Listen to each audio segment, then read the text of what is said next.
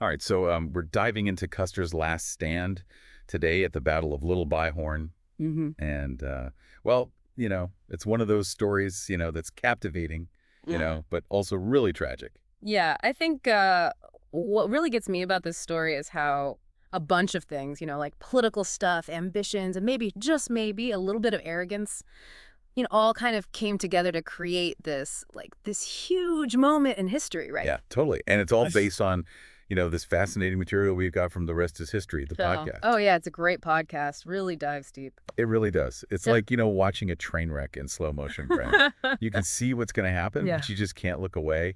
And, our sources really highlight like the rising tensions between the U.S. government and the Lakota Sioux, particularly with that whole Black Hills Gold Rush thing. Oh, for sure. That whole gold rush, I mean, that really set off a chain reaction. Think about it. The Black Hills to the Lakota, they were sacred, deeply connected to their beliefs and way of life, right? And then, boom, suddenly their land is just overrun with prospectors and settlers.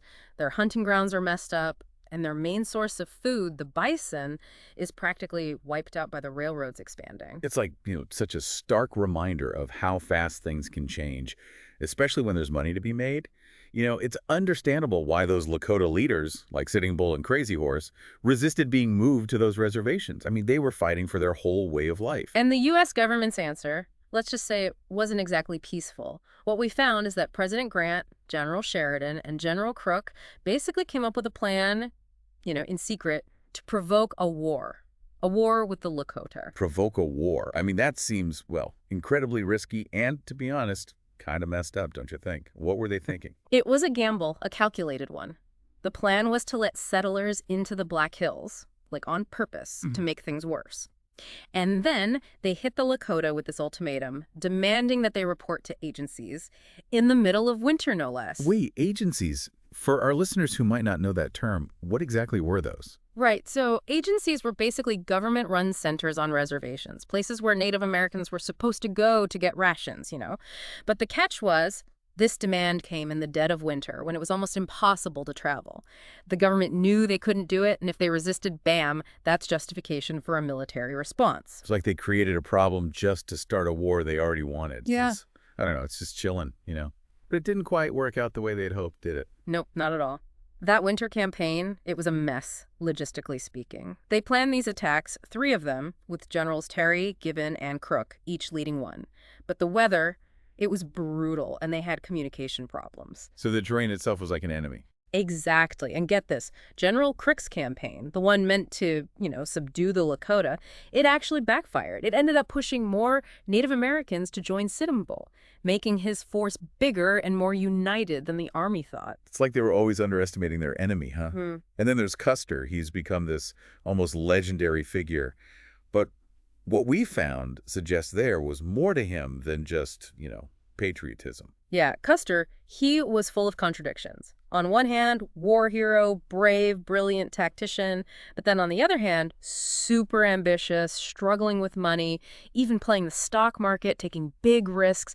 And remember, he'd publicly criticized the Grant administration, which didn't help his political career. So a big military win would have solved a lot of his problems. Exactly. And, before the campaign, he was so worried about his image. I mean, he was known for his long hair, right? But he shaved his head because he was going bald. Wow, that's interesting. I can just imagine him thinking, even in war, image is everything. Right.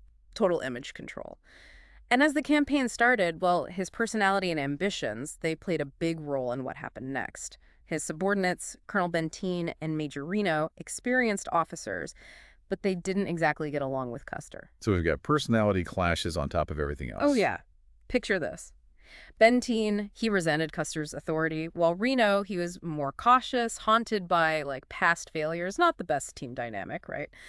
And then there's General Terry, the guy in charge. He respected Custer's skills, but maybe didn't quite realize how impulsive Custer could be. That sounds like a recipe for disaster, considering everything else going on. It was. Terry, wanting to use Custer's knowledge of the area, gave him a lot of freedom to do what he thought was best. He knew Custer wanted a big win, especially with the 4th of July coming up. That decision, it seemed logical then, but it had terrible consequences. So here we are. The stage is set. We've got political maneuvering, military mistakes, personality clashes, and a commander known for being bold, maybe even reckless. What could possibly go wrong, right? Well, that's what we're going to find out. When we get to part 2 of this deep dive, we'll be following Custer in those final days before the battle, exploring the decisions and mistakes that led him and his men to their, well, tragic end. Stick with us as we uncover the details of Custer's last stand. You won't want to miss it. So we're back, diving deeper into those events that led up to Custer's last stand. Last time, we left Custer and the 7th Cavalry, heading towards that confrontation with the Lakota and Cheyenne. We talked about the politics, the military missteps, the personal ambitions, the whole setup for this conflict. And now the tension, well, it just keeps building. As we follow Custer in the days before the battle, Our sources, they talk about the sense of urgency, Custer, he wanted a clear victory before the 4th of July celebrations. He thought speed and surprise, that was his key to winning. but that assumption, along with his ambition, well, that was a big mistake. He kept underestimating the Native American forces. Their size, their strength, he just didn't get it. Ignored warnings from his scouts, even turned down reinforcements. He was stuck on his own version of the situation. Like he was blinded by the victory he wanted, couldn't see the facts. And as he got deeper into Lakota territory, he couldn't ignore it anymore. The evidence of this huge encampment. Yeah, the village, it was massive, unprecedented. Hundreds of lodges stretching for miles along the Little Beadhorn River. It showed how the Lakota and Cheyenne could come together, when they were threatened. It wasn't just a bunch of warriors, it was a whole community. Organized, families, elders, children, everyone. It really challenges that stereotype, the savage horde thing. This was a society protecting itself. But Custer, he was still focused on his goal. Crush the resistance, become a legend. He divided his regiment 3 battalions. That was a bad move. Splitting his forces, when it was obvious there was a large enemy force, well, it seems incredibly risky. It's hard to say for sure what he was thinking. Maybe he thought attacking from different directions would overwhelm them, stop them from escaping. Or maybe he was just overconfident, thought his men couldn't be beaten. Whatever the reason, it had big consequences. Moving towards Little Bighorn, they were walking into a trap. The Lakota and Cheyenne, led by Crazy Horse and Gall, brilliant tacticians, they knew what Custer was doing. They were using the terrain, the element of surprise, to their advantage. What about Reno and Benteen, Custer's guys? What were they doing during all this? Reno's battalion, they were the first to fight, charge against the south end of the village, but they were overrun. The Lakota and Cheyenne, too many of them. So Reno's attack failed. He had to retreat, lost a lot of men, ended up trapped, defending his position. Benteen, his battalion, they were scouting somewhere else. They heard the fighting, but they got there too late to help Reno. Chaos, desperation, everywhere. And Custer, his battalion, cut off from the rest, heading straight into the heart of the enemy. And this is where things get murky. The exact details of Custer's last stand, they're lost to history. No survivors from his battalion. So we're left trying to figure it out from Lakota and Cheyenne accounts, archaeology, what people saw afterward. It's like a puzzle with missing pieces. Even with those limitations, we can see how fierce and desperate the fighting was. Custer and his men, outnumbered, outmaneuvered, fighting for their lives against an enemy that wouldn't give up. It's a reminder, how brutal war is, the consequences of ambition and mistakes. When we get to part 3, the last part of Deep Dive, we'll look at what happened after Custer's last stand, the impact on the relationship between the U.S. government and Native American tribes. The Battle of the Little Bighorn, it's a controversial and emotional event in American history. It reminds us that things are complicated. Conquest, resistance, the fight for justice and recognition, it's all still going on. Don't miss the final part of our Deep Dive, where we'll uncover the aftermath of Custer's last stand and explore what it all means. Subscribe so you can be part of the conversation. Okay, so we're back. We've been going through all the steps leading up to Custer's last stand, the political stuff, the military blunders, those clashing personalities. And now we're getting to the battle itself. Yeah, it's like trying to put together a puzzle, right? But some pieces are missing. We have Lakota and Cheyenne accounts, what archaeology tells us, and what people saw after the battle. That's how we try to understand it. Right, it's all about piecing it together. And what we see is, well, it's just chaos.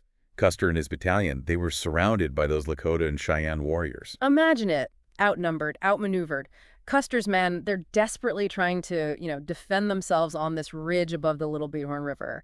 But the Native American attack, it was just too much. I bet it was terrifying, fighting for your life when the odds are so stacked against you. And our sources, they say that the Lakota and Cheyenne, they were fighting with everything they had. Years of of anger, their beliefs, everything was fueling them. The battle, it was intense, brutal. It probably didn't last more than an hour, but wow. Custer and his men running out of ammo, their numbers shrinking. They fought bravely, but, well, they couldn't win against that kind of attack. It's a sad reminder, of how strong people are when they're defending their way of life. Mm-hmm. And then silence. Mm-hmm. It was over. Custer and all his men, dead. Their bodies scattered all over the battlefield. News of the defeat, it spread like wildfire, shocked the nation, The U.S. Army, they thought they were invincible, and then this. It was grief, outrage, everything. It's amazing how this one event became this symbol of national tragedy, but also made the conflict even worse. Yeah, the government, they felt humiliated. They responded with, even more military campaigns, trying even harder to crush the Native American resistance, force them onto reservations. A cycle of violence, back and forth. And the Lakota and Cheyenne, they won at Little Bighorn, but after, things got harder for them. It was a turning point, but not the kind they were hoping for. Little Bighorn, it's a big event in American history, still controversial. It makes you think about westward expansion, how Native Americans were displaced, the whole identity of the nation. So what have we learned from this deep dive into Custer's last stand? What does it mean for us today, looking back? It tells us to, look beyond those simple stories, to see the nuances of history, to try to understand those whose voices aren't always heard, the human cost of war, and how past injustices still affect us today. This story, it's about ambition, miscalculation, and the resilience of the human spirit. It makes you think about leadership, perspective, what happens when you underestimate your enemy. It's amazing how looking into history can shed light on the past and make us question what we think we know about the present. And one question lingers. Was Custer, was he just reckless, driven by a desire for glory, and that led to his downfall? Or was he a victim of circumstance, a pawn in a bigger game? The answer? Well, it's complicated, just like history itself. And that's what I love about history, It makes you think, makes you question, always searching for a deeper understanding of what shapes our world. And that's what we do here on The Deep Dive. Thanks for joining us on this journey through history.